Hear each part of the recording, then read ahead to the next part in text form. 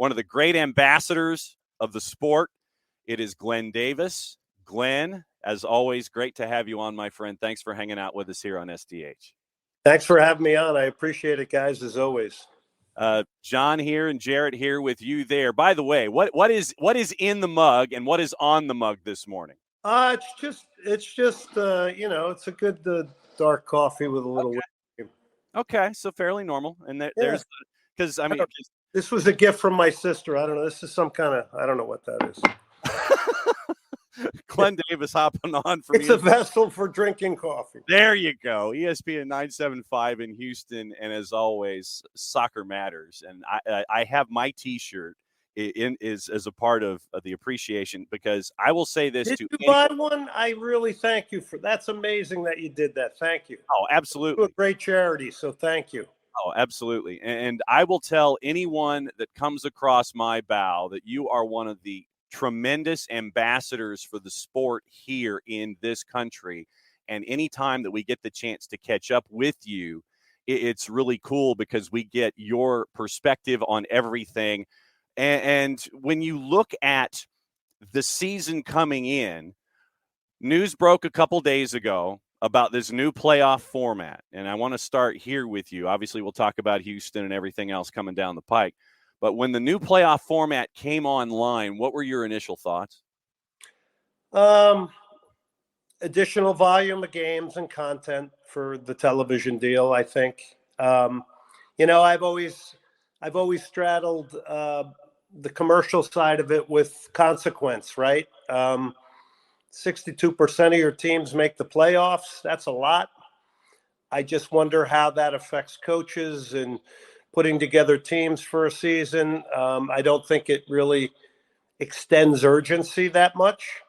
I do understand the concept of keeping everybody in it as long as you can to keep fan bases alive and excited and interested. But, I'm all about the competition. So 62% getting in, I don't know. That seems a little bit too much to me.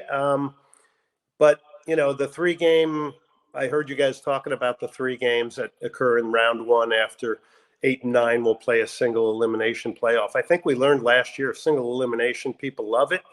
But like I said, I think content is needed. So it's the balance between the commercial aspect of the game and the competitive. And that's always a challenge. And you don't want to lose the competitive because you could lose fans.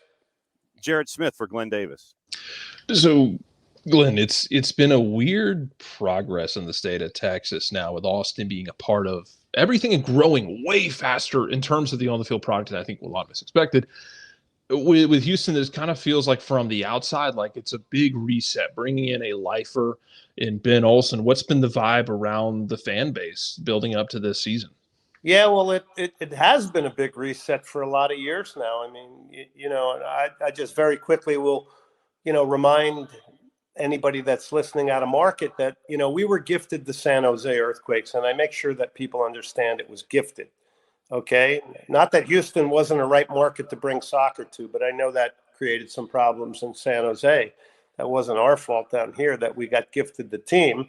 And it was never really sustained, honestly, through leadership and ownership. So, it seems like it's a perpetual reset and reboot, right?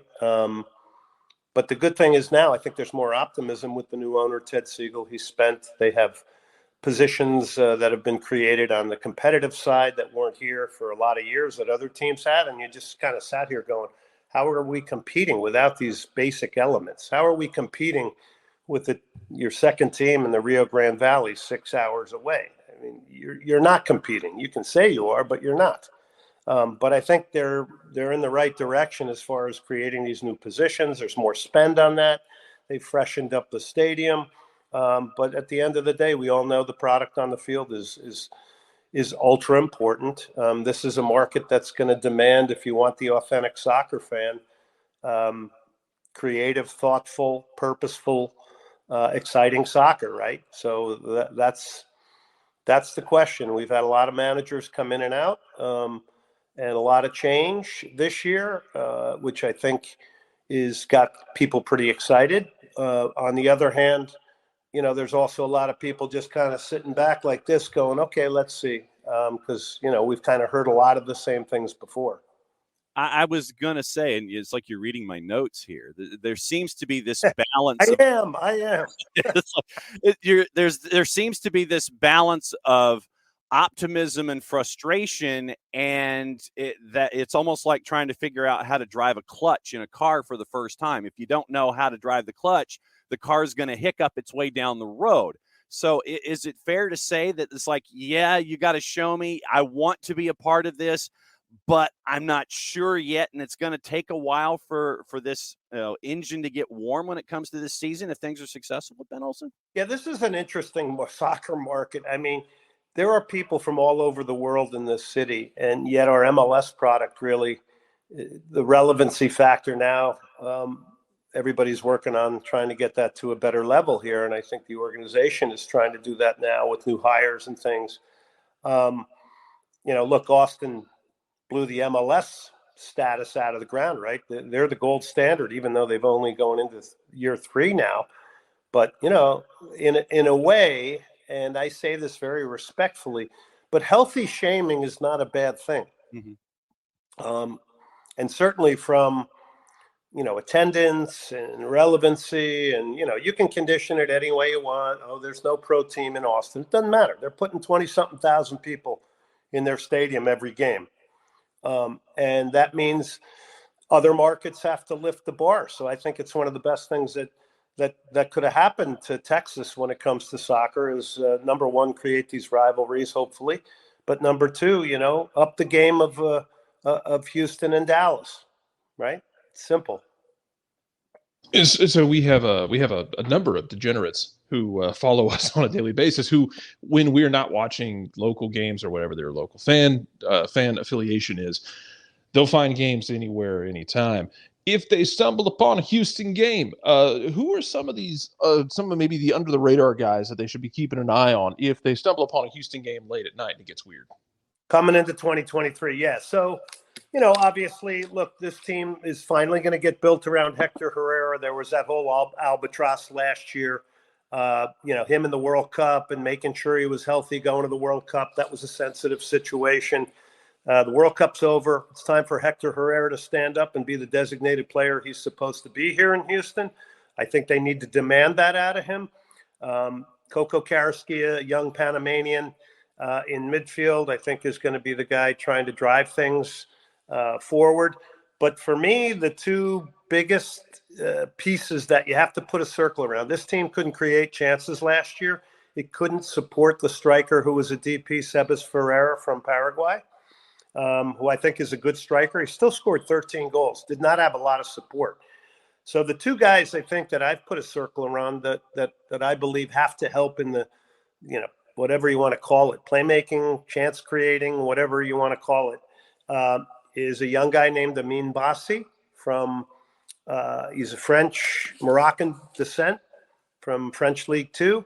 And the other one is Ivan Franco, who's on loan from Libertad in Paraguay. I think they got a hit on one out of two of these. They have to be able to create more chances, get more people into the penalty box, become more dangerous. They were low end in earning corners and set pieces and free kicks, and that's just simply a validation of the fact that you don't really get into the final third enough. And I think with these two guys, they're going to hope to get into the final third. So those signings have got to hit, I think, in my opinion. Looking at the jury of 13, as we have this week at MLSsoccer.com, where the 13 individuals that are there try to come up with their opinions for placing and where they think folks are going to be this season. They were looking at the Dynamo in double digits, anywhere from 10 to 14 in the West. When it comes to your appraisal, if things go the way, perfect world, where would you see the Dynamo at the end of this season in the Western Conference? How would you see things shaking out? Like you said, there's a lot of unknown based on signings that I have not watched a lot. I was at the preseason game. I'm not trying to avoid the question here, But I think it really is going to depend on how cohesive this team can get. But, the way MLS is set up, you have a lot of time to try and pull it together. So I think it's them battling 7, 8, 9, that area in the West. That's kind of a safe bet based on what has happened in recent times. You got a lot of change here, and that can't be an excuse anymore because the fans have heard that over and over. But on the other hand, putting teams together is not an easy thing. It's a bit of a science. We all know that. Pieces got to come together. Leadership has to be there. Staffs have to produce together. Everybody's got to pull the oars in the same direction. And players have to adapt to a new league from foreign countries. And essentially, I think the roster looks better.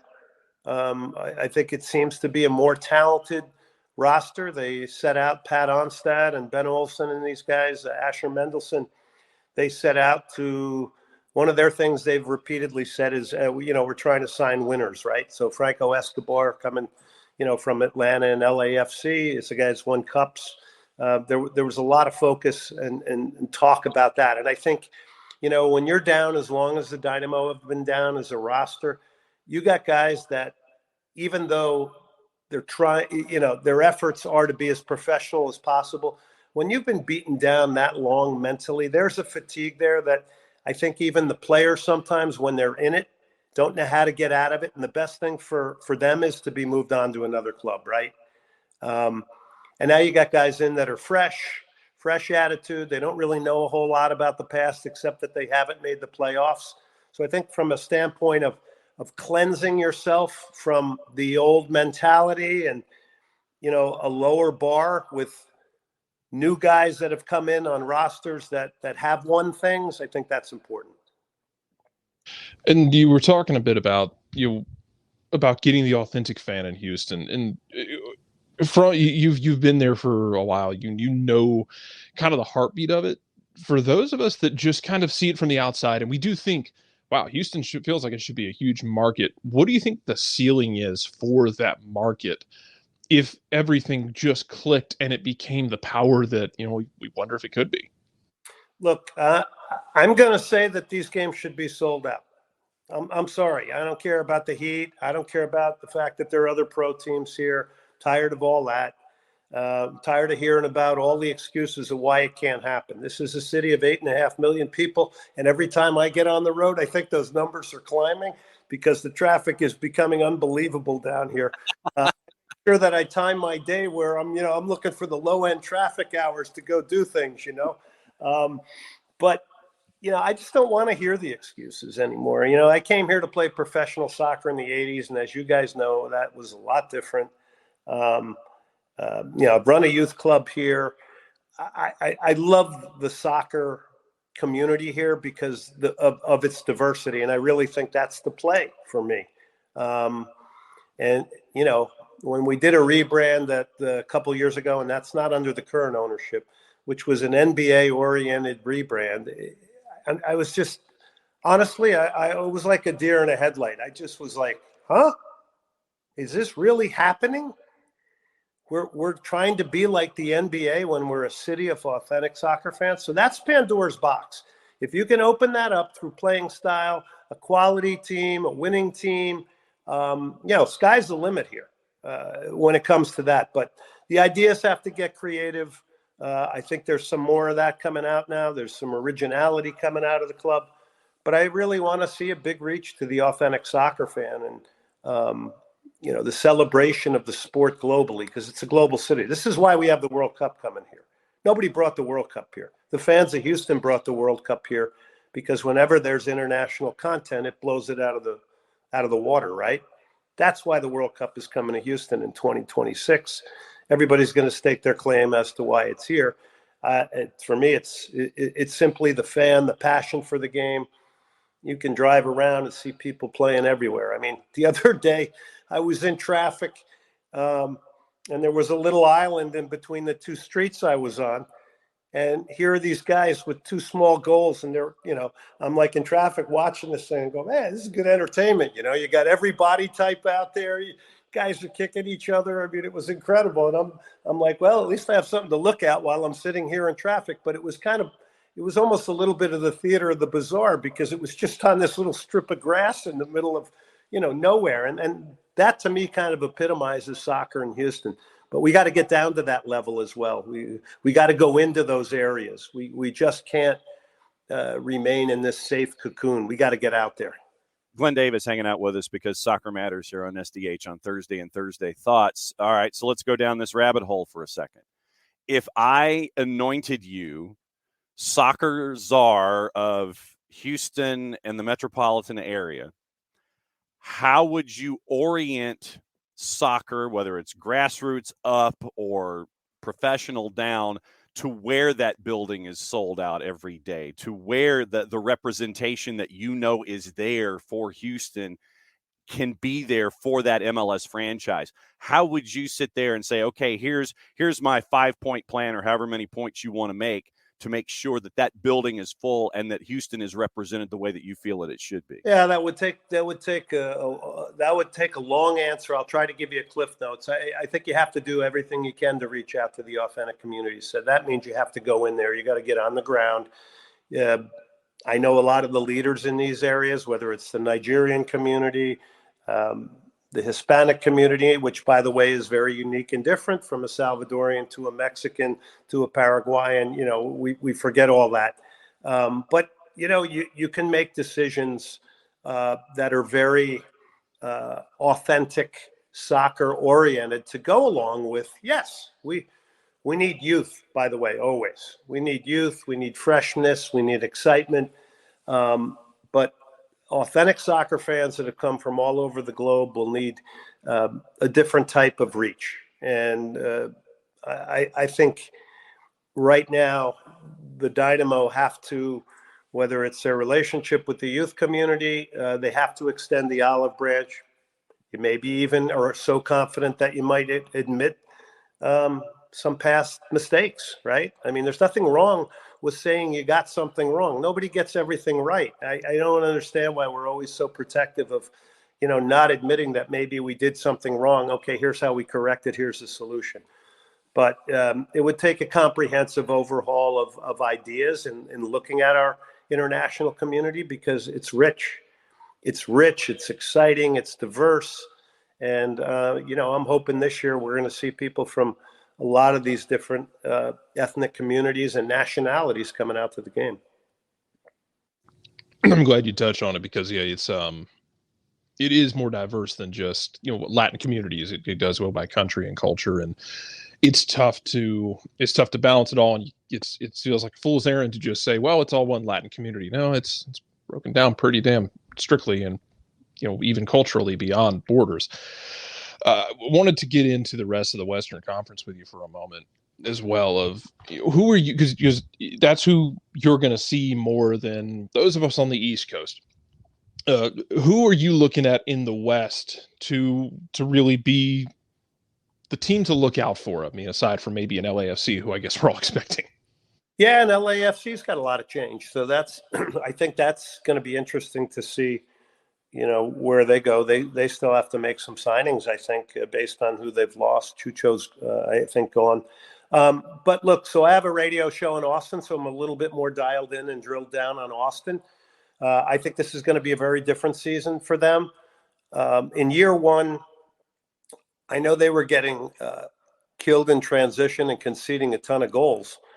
But in year one, I saw Josh Wolf and that staff laying great groundwork for what would be year two. I mean, their approach play was great. Their buildup was great. You could see, even though they were losing games, to me, you could see that there were things moving in the right direction, right? Everybody was focused on the results. It's a poor team. Last year, we saw what an interesting and exciting team that was if we follow the Western Conference, and clearly has one of the top 3 players in the league, in my mind, Sebastian Driussi.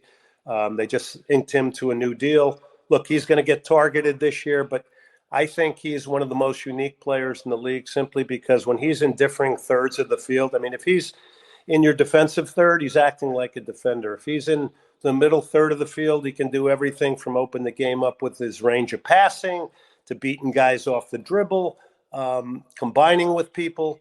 But he's just an incredibly intelligent soccer player as well.